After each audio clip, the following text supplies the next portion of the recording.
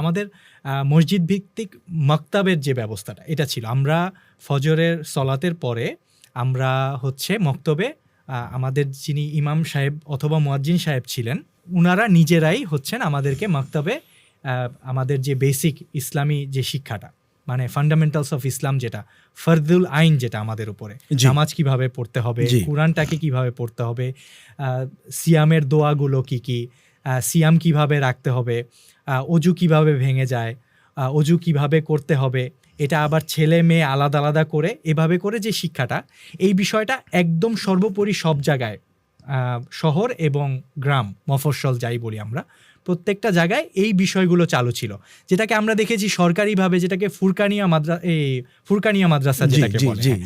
তো এই বিষয়টা আবার আমি এই ট্রানজিশনটা খুব মানে আমার চোখেই দেখেছি যে ট্রানজিশনটা হয়েছে যে যখন বাংলাদেশে কিন্ডারগার্টেন শিক্ষা ব্যবস্থাটা আসলো এবং কিন্ডারগার্টেনের ক্লাসগুলো শুরু হতো সকালবেলা ভোর মানে সকাল 7টা থেকে, এবং কোনো স্টুডেন্টের যদি সকাল 7টায় স্কুলে গিয়ে ক্লাস ধরতে হয় অবশ্যই তার 1 ঘন্টা আগে থেকে তার একটা প্রস্তুতি আছে। তার মানে আমি যদি ধরি সেটা সকাল 6টা, তাহলে সে ফজরের সলাতের পর মক্তবে কখন পড়বে? তো তখন কি হলো, বাবা মা জেনারেল শিক্ষা মানে হচ্ছে যে দুনিয়াবি যে শিক্ষাগুলো আছে সেটার জন্য কিন্ডারগার্টেনের দিকে ঝুঁকতে শুরু করলো। এবং আমরা এর আগেও আলোচনা করেছি যে আমাদের যে জেনারেল শিক্ষার মধ্যে যে ফান্ডামেন্টালস অফ ইসলামের যে বিষয়টা, এই বিষয়টা এফেক্টিভলি নেই। তো ফলে কি হয়েছে, মক্তব থেকেও আমরা বঞ্চিত হলাম এবং আমরা পুরো দস্তুর সাধারণ শিক্ষার যেই কিন্ডারগার্টেন ব্যবস্থা এটার মধ্যে ঝুঁকে গেলাম। তো এই বিষয়টা কিভাবে বাংলাদেশের মতো একটা ইসলাম প্রধান দেশে এটা কিভাবে আমরা অ্যালাউ করলাম? আমরা তো আমাদের বাবা মারা ছিল, বয়োজ্যেষ্ঠরা ছিল, নীতি নির্ধারকরা ছিলেন, বড় বড় ইসলামী ব্যক্তিত্ব ছিল বাংলাদেশে। তো এই জিনিসটাকে তারা কিভাবে এটাকে অ্যালাউ করলো বাংলাদেশের মতো একটা দেশে যেখানে আমাদের নৈতিক শিক্ষাই বড় শিক্ষা? এটাকে আপনি কিভাবে অত্যন্ত গুরুত্বপূর্ণ একটি বিষয় আপনি তুলে নিয়ে এসেছেন। আমি বরং আপনাকে জাযাকাল্লাহ খায়ের বলবো, আল্লাহ আপনাকে উত্তম প্রতিদান দান করুন। এখানে মোটা দাগে আমি 4টি বিষয় বলি। 1 নম্বর বিষয় হচ্ছে যে আমরা যখন মানে মক্তবের সাবস্টিটিউট হিসেবে যখন আমরা মানে এই স্কুল কলেজ বা এই যে কিন্ডারগার্টেনগুলোকে যখন আমরা গ্রহণ করলাম তখন কি হলো, এটা একটা ইস্যু আমরা আছে এখানে। 2 নম্বর বিষয় আসলে মক্তব ব্যবস্থাপনাটি কী ছিল, এবং 3 নম্বর হচ্ছে মক্তব আসলে করতো কি, একটা ব্যবস্থাপনা কী ছিল এবং এটা করতো কি ইম্প্যাক্ট সমাজে ছিল, এবং 4 নম্বর হচ্ছে তাহলে মক্তবের অল্টারনেটিভ কি। আমি 1 নম্বর কথা যেটা বলতে চাই যে মক্তবগুলো আসলে সত্যিকার অর্থে বাংলাদেশে এডুকেশনের একেবারে ব্যাকবোন যদি বলি আমরা, একেবারে মৌলিকভাবে এটা আমাদের মানে মেরুদণ্ড ছিল। কিন্তু তাইলে এখান থেকে আমরা সরে গেলাম কীভাবে? এখানে দুটো ইস্যু আছে। একটা হচ্ছে ষড়যন্ত্র তত্ত্ব যদি আমরা বলি, একটা ষড়যন্ত্রের বিষয় আছে এখানে, চক্রান্তের বিষয় আছে। মুসলিম দেশগুলোকে যদি আলট্রা সেকুলার বানানো যায় তাহলে বানাতে হলে কী করতে হবে? তাহলে ওয়েস্ট অথবা অন্যান্যরা তারা তাদের যেই সিস্টেম ডেভেলপ করেছে সিস্টেমটা এখানে ইন্ট্রোডিউস করতে হবে। এখানে একটা ইস্যু ছিল। 2 নম্বর হচ্ছে আপনি যাদের কথা বলেছেন, আমি যে একেবারে যারা রাষ্ট্র পরিচালনা করেছে তাদের কথা বলি, অথবা যারা রাষ্ট্র নিয়ে চিন্তা করেন তাদের কথা বলি। রাষ্ট্রচিন্তক, রাষ্ট্র পরিচালক, যারা পলিটিক্যাল অর্গানাইজেশন যারা পরিচালনা করেন, অথবা যারা রাজনীতি করেন, রাষ্ট্র পরিচালনা করেন, আবার রাষ্ট্র নিয়ে যারা চিন্তা করেন। এই চিন্তায় দুটো শ্রেণী আছে। একটা শ্রেণী হচ্ছে যারা আলেম সমাজ, তাদের কথা বলছি। আর হচ্ছে এমনি যারা ইন্টেলেকচুয়াল মানে জ্ঞানী বুদ্ধিজীবী অথবা রাষ্ট্র নিয়ে চিন্তা করে, এরা এই 2 শ্রেণীর এখানে একটা বড় ধরনের ব্যর্থতা আছে। তো প্রথমত আমি একটু যদি বলি যে মানে আমরা যদি মক্তবের কথা বলি, মক্তব করতো কি? মক্তব একটা আসলে টাইট একটা রুটিন প্রদান করতে। যেমন ধরুন আমরা কি করেছি, আমরা ফজরের নামাজের পরে ঘুম থেকে উঠেছি, আমার জীবনে কোনো রেকর্ড নাই, মানে ছোটোবেলার কথা বলছি। ফজরের পরে সূর্য ওঠার পরে ঘুম থেকে উঠেছে, কখনো এটা ঘটে নেই। সূর্য ওঠার পরে ঘুম থেকে উঠে কীভাবে, এটা আমি গ্রামে কোনোদিন বুঝিও নাই, যেটা আবার কীভাবে সম্ভব। কারণ সূর্য ওঠার 1 ঘন্টা আগে সবাই ঘুম থেকে উঠে যায়, উঠে তারা নামাজ আদায় করে। এরপরে প্রত্যেকে সূর্য ওঠার আগেই তারা ওই ছোটোবেলা আমরা দেখতাম যে এক ধরনের পার্টির মতো, এই পার্টি নিয়ে তারা দৌড়াদৌড়ি করতাম আমরা, কে মক্তবে গিয়ে আগে জায়গাটা নিতে পারে, একেবারে ওস্তাদের কাছাকাছি বসতে পারে, অথবা একেবারে প্রথম লাইনে বসতে পারে। কারণ পেছনের লাইনে বসলে সে একটু ব্যাক বেঞ্চার হিসেবে পরিচিত হবে, তবে প্রথম লাইনে কে বসতে পারে, এরকম হতো। এবং আমরা সেখানে গিয়ে কোরাস ভাবে আমরা ধরুন কালেমাগুলো পড়তাম, এবং তৎকালীন ধরে নিয়ত পড়ানো হতো, এগুলো আমরা পড়তাম। দোয়াগুলো কোরাসলি সবাই একসাথে 1 ঘন্টার মতো প্রায় পড়তাম, অথবা 40 মিনিটের মতো। এরপর বেসিক সূরাগুলো, সূরা ফাতিহা থেকে শুরু করে ধরুন সূরা ওয়াদ-দুহা পর্যন্ত, এরকম একেবারে সবাই কোরাস করে পড়তো। মানে প্রত্যেকে, এভরি ইন্ডিভিজুয়াল, যেই শিশুটা সুন্দর করে কথা বলতে পারে না, ও কিন্তু এগুলো শিখে যেত। তো ফলে একটা রুটিন, এই টাইট রুটিন কোনোদিন ব্রেক হতো না। এই যে একটা রুটিন তার মধ্যে তৈরি হয়, এরপরে ধরুন একটা কম্পেনিয়নশিপ, একটা ভালো জায়গায় সে গিয়েছে, যাদের সাথে উঠা বসা করে যায় প্রত্যেকে কিন্তু কোরআন পড়ছে। যেমন আমার ব্যক্তিগত কথা বলি, আমি স্কুলে ভর্তি হওয়ার আগে কোরআন পড়া শেষ ছিল আমার, মানে কোরআন পড়ার আগে স্কুলে ভর্তি হতো এরকম ঘটনা খুব কম ছিল। আমার ব্যক্তিগত কথাই বলি, আমার বোনদের জন্য এরকমই ছিল, ওদের কোরআন পড়া শেষ শুদ্ধ করে, আবার কোরআন অনেকটুকু মুখস্থ করেও শেষ, তারপরে গিয়ে স্কুলে ভর্তি হয়েছি আমি।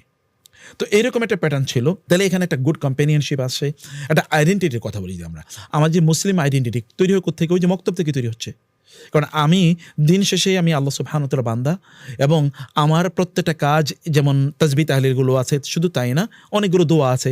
তুমি খাওয়ার সময় কি দোয়া পড়বা, তুমি ঘুমের সময় কি দোয়া পড়বা, ঘুম থেকে ওঠার সময় কি দোয়া করবা, টয়লেটে যাওয়ার সময় কি দোয়া পড়বা, টয়লেট থেকে বের হওয়ার সময় কি দোয়া পড়বা, এরকম প্রচুর পরিমাণ দোয়া কিন্তু চেইন আকারে, একেবারে ওই যে যেটা বলেছি কোরাস আকারে সবাই একসাথে আমরা মুখস্থ করে ফেলতাম। তাইলে এখানে একটা আইডেন্টিটি তৈরি হতো ছোটোবেলা থেকেই, দিনের প্রতি ভালোবাসা তৈরি হতো, এবং একটা অভ্যস্ততা তৈরি হতো। আসলে দিন তো একটা অভ্যস্ততার নাম। যেমন আপনি নামাজ না পড়লে এখন আপনার কেমন উসখুস লাগবে, আপনি দেখেন এশার নামাজ না পড়লে আপনি ঘুমাতে পারবেন না। এমনকি আমি দেখেছি এশার নামাজ যদি জামাতে না পড়ি, ওই দিন আমার কাছে মনে হচ্ছে যে এটা একটা পানিশমেন্ট, কারণ একা একা এশার নামাজ পড়ে একটা শাস্তির মতো মনে হতো, এখনও মনে হয়, মানে সেটা বলছি আর কি। কিন্তু এই যে ধরুন একটা হ্যাবিচুয়েশন, মানে এই আবাদতগুলোর প্রতি একটা অভ্যস্ততা তৈরি হওয়া, এই অভ্যস্ততা কিন্তু ছোটোবেলা এই মক্তব্যেই তৈরি হতো। এই জিনিসগুলো পরবর্তীতে আমরা নিয়ে নিয়ে হতাম, মানে বড় হতাম, অথবা আমাদের শিশুরা বড় হতো, ফলে তারা দিন থেকে বিচ্যুত হতো না। আগে তারা হয়তো বা দিনে জ্ঞান অনেক বেশি ছিল না, কিন্তু এতটুকুর কারণে প্রত্যেকের মধ্যে কি দিনের একটা ভালোবাসা বা ইত্যাদি তৈরি হতো। কিন্তু এখন যেটা হয়েছে, এখন যদি আমরা সেই তথ্যের কাছে আসি, যেটা ষড়যন্ত্রের তথ্যের কথা বলছি, গোটা পৃথিবী আলট্রা সেকুলার হয়েছে। অতএব দিনই শিক্ষা বা ধর্মীয় শিক্ষা থেকে তাদেরকে বের করে নিয়ে আসতে হবে। অতএব ছোটোবেলা একেবারে মানে সকালে আর্লি ইন দ্য মর্নিং 7টায় তাকে স্কুলে গিয়ে উপস্থিত হতে হবে।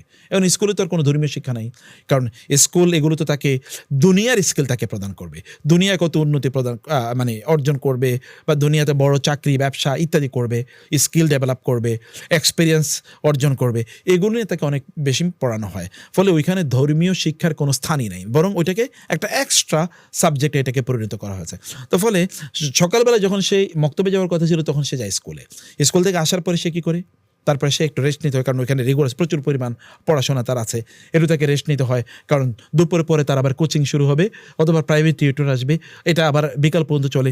বিকালে একটু হয়তো খেলাধুলা করে, এরপর আবার মাগরিবের পর থেকে আগামীকালের হোমওয়ার্ক তাকে করা লাগে। ফলে দিনই শিক্ষার সময় কই তার? আস্তে আস্তে গ্র্যাজুয়ালি দিনই শিক্ষা থেকে তাকে বের করে নিয়ে আসা হলো এই কথিত কিন্ডারগার্টেন অথবা এই জাতীয় প্রতিষ্ঠানগুলোর এই সকালবেলা তাদের ক্লাস শুরু করার ব্যাপারে মাধ্যমে। আমরা কি করেছি, যেমন ধরুন আপনি বা আমরা, আমার ব্যক্তিগত কথা বলি, আমি ছোটোবেলায় মক্তবে পড়েছি এতটুকু পর্যন্ত। যখন 9টা বাজতো তখন হয়তো আমরা স্কুলের দিকে রওনা দিতাম। কখনো কখনো 9টা থেকে ক্লাস শুরু হতো, অথবা 10টায় ক্লাস শুরু হতো, এটা বিকাল 3টা বা 4টা পর্যন্ত ক্লাস হতো। 4টায় আবার বাসায় চলে আসতাম, এসে তারপরে কি হতো, আপনার মাঠে যেতাম খেলতে, এরপরে বিকাল সন্ধ্যায় বাসায় আসতাম, সন্ধ্যা থেকে আবার হয়তো 1টা পর্যন্ত পড়া হতো, এরপরে ঘুমিয়ে পড়তাম।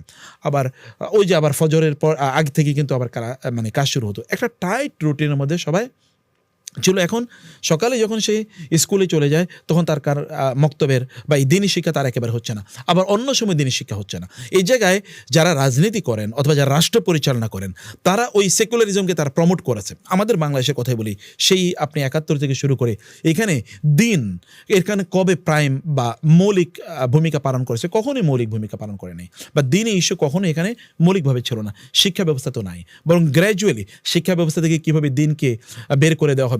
বরং 71-এর আগে ধরুন এখানে ইসলাম ধর্ম বা অ্যারাবিক এটা মাস্ট ছিল, 71-এর পরেও কিছুদিন ছিল, তারপরে গ্র্যাজুয়ালি কোন এক সময় তো এগুলো ঐচ্ছিকই করে দেওয়া হয়েছে, বরং সেখানে আরও অন্যান্য জিনিসকে এটাকে ঐচ্ছিক করা হয়েছে অন্যগুলোর সাথে। যে ঠিক আছে, তুমি হয় ধর্ম শিখো, অথবা তুমি কৃষি শিখো, অথবা তুমি ক্রিকেট শিখো, অথবা তুমি গান বাদ্য শিখো, তুমি ড্যান্স শিখো, এগুলোর পাশাপাশি এটাকে করা হয়েছে। ধর্মীয় মানে শিক্ষকদেরকে আস্তে আস্তে উইথড্র করা হলো, ধর্মীয় শিক্ষকদেরকে নিয়োগ দেওয়া বন্ধ হয়ে গেল। বলে যে ধর্ম এটা প্রাইভেট ইস্যু, এটা পার্সোনালি শিখুক। এখন পার্সোনালি কে শিখবে? পার্সোনালি একদিকে শেখার সময় নাই, অন্যদিকে প্যারেন্টসরা তারাও চিন্তা করলো আমি তো ওইখানে পয়সা ব্যয় করছি, আমি এখানে আবার পয়সা ব্যয় করবো কেন? তো ফলে এটা একেবারে ঐচ্ছিক হয়ে গেল। এবং আমি এখন নিশ্চিত করে বলতে পারি, বাংলাদেশে 95% শিশু তারা কোরআন পড়তে জানে না। মুসলমানদের কথা বলছি, অমুসলিমদের কথা না। 95% শিশু তারা কোরআন পড়তে পারে না। এখন এর বিপরীতে কি হলো, যারা এডুকেশন নিয়ে তারা চিন্তা করছে, তারা ভাবে না যে তারা ধর্মীয় শিক্ষা কখন দেবে, এর তাদের মাথায় এটা নাই, কারণ ধর্ম তো তাদের মাথায় নাই, তারা তো সেকুলার মানে এডুকেশনে তারা প্রোডাক্ট, অতএব ওইটা তাদের মাথায় নেই, অথবা তারা সেকুলার এডুকেশন থেকে তারা পড়ে এসে বা ওয়েস্ট থেকে তারা এডুকেশনের ধারণা নিয়ে এসে, ফলে এটাকে তারা সাইডলাইনে নিয়ে গেছে। এটা ধর্ম প্রাইভেট ইস্যু, এটা তো দুনিয়ার উন্নয়নের জন্য কাজে লাগবে না। তোমার যদি দিন প্র্যাকটিস করার প্রয়োজন হয় তাহলে তুমি নিজে নিজে এটা শেখো। আর যারা ধর্মীয় মানে স্কলারের কথা বলছি বা ধর্ম নিয়ে যারা চিন্তা করেন, আলেম সমাজ, তারও জিনিসটা ভাবেন নাই। যদি তারা ভাবতেন তাইলে তারা হয়তো ওটা বন্ধ হয়ে গেছে, কিন্তু তার মসজিদগুলোকে মক্তবে রূপান্তরিত করতে পারতেন। আপনি দেখেন এখন মসজিদগুলো কি অবস্থা, সবগুলো মসজিদ নামাজের পরে তালাবদ্ধ। এত হাজার হাজার, এটাকে বাংলাদেশকে বলা হয় প্রায় এখানে 4 লাখের মতো মসজিদ আছে, তাহলে 4 লাখ মক্তব থাকার কথা ছিল না? 4 লাখ মক্তব থাকার কথা ছিল, কিন্তু মসজিদে কি হয়? আচ্ছা, ইমাম সাহেবরা করেন কি? তারা নামাজের পরে তাদের তো মক্তবগুলো তারা চালু করতে পারতো। মুয়াজ্জিনরা করেন কি? সানি ইমামরা করেন কি? খতিবরা করেন কি? তারা নামাজের পরে তারা ব্যবসা করুক, তারা অথবা সমাজের প্রতি তাদের দায়বদ্ধতা আছে, তারা এগুলোকেও তারা অল্টারনেটিভ মানে মক্তব হিসেবে তারা বা অল্টারনেটিভ তারা এডুকেশনাল মডেল হিসেবে তারা ডেভেলপ করতে পারতো।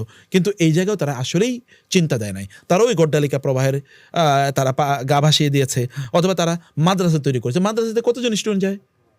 মাদ্রাসায় কতজন স্টুডেন্ট যায়? মাদ্রাসায় স্টুডেন্ট যায় নাহলে 5%, তো বাকি 95% কোথেকে তারা দিন শিখবে?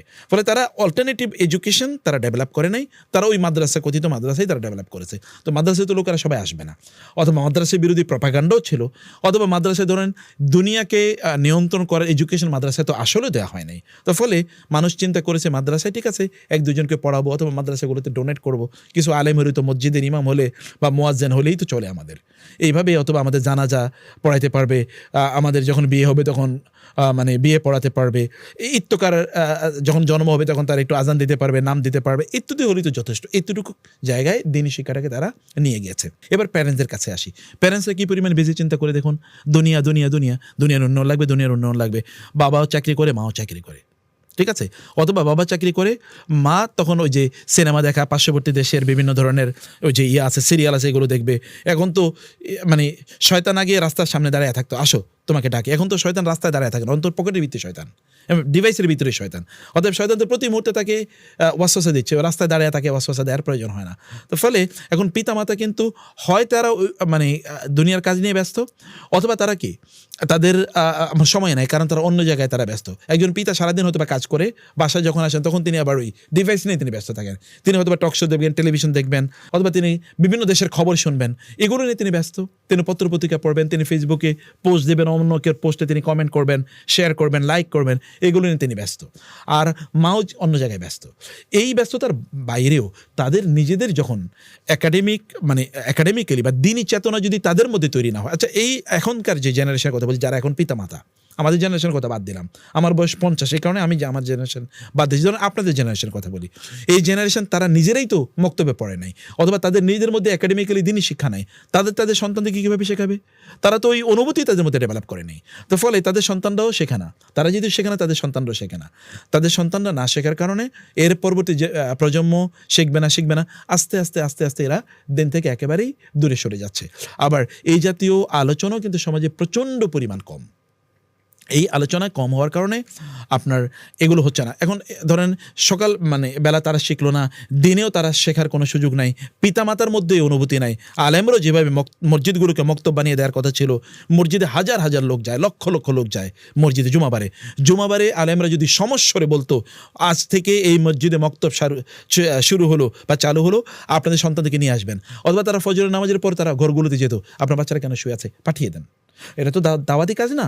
আমাদের দেশে দাওয়াত এসছে, যদি আমরা বলি আমাদের যারা দায়ী তারা দাওয়াত নিয়ে এসছেন, আর সাহাবায়ে কেরামরা তারা বিভিন্ন জায়গায়, তাবেঈনরা তারা বিভিন্ন জায়গায় দাওয়াতি কাজ করেছেন। রাসূলুল্লাহ সাল্লাল্লাহু আলাইহি ওয়াসাল্লাম তো তিনি ঘরে থেকে দাওয়াতি কাজ করেন নাই, তিনি বিভিন্ন জায়গায় ছড়িয়ে দিয়েছেন মানুষকে দাওয়াতি কাজ করার জন্য। তারা আমাদের আলেমরা এই কাজ করতে পারতো, অথবা তারা অল্টারনেটিভ যে মানে মক্তবের স্টাইলে তারা কি করতে পারতো, তারা স্কুলিং এরকম একটা সিস্টেম ডেভেলপ করতে পারতো। তারা স্কুলিংয়ে তারা প্রেশার গ্রুপ হিসেবে কাজ করতো, যেন স্কুলে মক্তবের মতো একটা সিস্টেম রাখতে হবে, 1 ঘন্টা কোরআন পড়াতে হবে। মানে এটা তারা কিন্তু প্রেশার গ্রুপ হিসেবে পলিটিক্যাল যে পার্টিগুলোর সাথে নেগোসিয়েশন করতে পারতো। আদারওয়াইজ আপনাদেরকে ভোট দেবো না, অথবা আপনাদেরকে সাপোর্ট করবো না, বা আপনাদের বিরুদ্ধে আমরা কথা বলবো, এগুলো কিন্তু তারা বলতে পারতো। কিন্তু এই জায়গাটা তাদের মধ্যে নাই, এগুলো তারা বুঝেও না। তাদের সমাজে একটা থ্রেট অফ এক্সিস্টেন্স তাদের আছে, এগুলো বললে আবার তাদের চাকরি থাকে কিনা, আবার সমাজে যারা শিল্প কোটিপতি অথবা ধনপতি অথবা যারা পলিটিক্যাল মাসল যাদের আছে, রাজনৈতিক ক্ষমতা যাদের আছে, তারা তাদের উপর জুলুম অত্যাচার করবে, এরকম ভয় ভীতির কারণে তারাও জিনিসগুলোকে আসলে ওইভাবে আমলে নেয় নাই। এবং আজকে যেটা আপনি বললেন যে রেজাল্টটা এই জায়গায় কেবল ষড়যন্ত্রের কারণেই এরকম হয়েছে, এরকম না। ষড়যন্ত্র তো অন্যরা করবেই, শয়তান মানে মানুষ যদি ষড়যন্ত্র না করে তাহলে শয়তান ষড়যন্ত্র করবে না? ওর তো কাজ হচ্ছে ষড়যন্ত্র করা। মানে সে তো বলেছে ওয়ালা উদিল্লান্নাহুম ওয়ালা উগবিয়ান্নাহুম, আমি তাদেরকে পথভ্রষ্ট করব, আমি তাদেরকে মানে ধোকা দেব। এবং মিমবাইনি আইদিম মিন খলফিম, ডানে থেকে বাম থেকে সামনে থেকে পেছন থেকে। ওয়ালা চাইদু আকসারহুম শাকিরিন, আপনি দেখবেন আল্লাহ আপনার অধিকাংশ বান্দারই আপনার অনুগামী হবে না, আপনার অনুসারী হবে না, আপনার কথা অনুসারী চলবে না, আপনার প্রতি কৃতজ্ঞ হবে না। শয়তান তো এই কথা বলেছেই। অথচ শয়তান তো আমাদেরকে ধোকা দেবেই। আমরা একদিকে শয়তানের ধোকা, মানুষের ধোকা এবং আমাদের নিজেদেরও মানে যদি আমরা বলি অসচেতনতা, এইগুলো সব মিলিয়ে আমরা আসলে এরকম একটা পরিস্থিতিতে আছি। এখন এটা হওয়ার পরে কী হয়েছে দেখুন, আমাদের বাচ্চারা এখন ধরুন তারা ডিজিটাল, আমরা ওটার অল্টারনেটিভ হিসেবে সাবস্টিটিউট হিসেবে তাদেরকে ডিজিটাল ডিভাইস দিয়ে দিয়েছি। তো তুমি ডিজিটালি শিখো অথবা তুমি ওইখানে সময় ব্যয় করো, কারণ পিতামাতা ওইখানে সময় দিচ্ছে না। এবং ডিজিটালি গিয়ে তারা করে কি আসলে? ডিজিটালি কেবলমাত্র কি ইনফরমেশন? এখানে কি নুডিটি নাই? এখানে কি আপনার হারাম এলিমেন্ট নাই? এমন জিনিস আছে যেগুলো ওর ইমানকে নষ্ট করে দেয়। আচ্ছা এখন আমরা যদি বলি আচ্ছা কম্পেনিয়নশিপ, আমাদের বাচ্চারা ধরেন ছোটোবেলা মক্তবে গেলে অথবা ধরেন মসজিদগুলোতে যদি মক্তব চালু হতো তাহলে তারা একটা ভালো বন্ধু পেত, তাই না? এই বন্ধুদের সাথে তাদের, যেমন আমাদের মক্তবের বন্ধুরা কিন্তু এখনও বন্ধু আছে, তো এই বন্ধুদেরকে তারা পেত। এখন তারা ওর বিপরীতে স্কুলে তাদের হয়তো বা কিছু বন্ধু আছে, কিন্তু তাদের ডিজিটাল বন্ধু এখন। এই ডিজিটাল বন্ধুরা কারা? ডিজিটাল বন্ধু হয়তো বা কোনো একটা ওই যে আপনার মানে যেটাকে সমকামী, যেটাকে আমরা বলছি মানে হয়তো বা এলজিবিটির কোনো একটা সদস্য, সে কিন্তু ওইখানে ঢুকে যাচ্ছে। তো এই ডিজিটাল বন্ধুরা তাকে পথভ্রষ্ট করছে, এটাও তো হতে পারে একদিকে। আবার অথবা এখন ধরেন সিক্রেট মানে ওই অ্যাকাউন্টস আছে তাদের, বা প্রাইভেট চ্যাট গ্রুপ আছে, এখানে সে করে কি আসলে? এগুলো কি পিতামাতা জানে?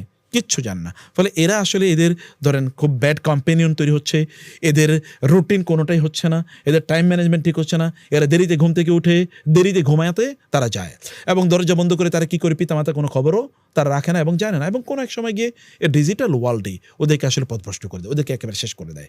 আমরা মক্তব যদি চালু না করতে পারি অথবা মক্তবের ব্যবস্থা যদি ফিরিয়ে নিয়ে আসতে না পারি, তাহলে জাতিকে আমরা আসলে কোনোদিন বাঁচাতে পারবো না।